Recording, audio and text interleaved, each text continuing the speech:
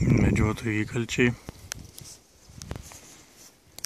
Kelios gilzės šitai nuokalnės pusėj. Įdomiausia tai, kad aš nesuprantu, ką čia šaudo. Vienintelis variantas yra šaudyti paukščius, nes čia paukščių labai daug. Bet niekada dar nebuvau sutikęs nei vieną medžiotoją. Šis savaitgalis pirmas, kai nieko negirdžiu nei vieno šūvio. Anksčiau galvojau, kad čia mes gyvenam prie kokio karinio dalinio, kuris pastoviai piškina.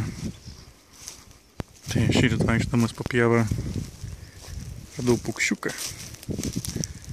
Jau trečias.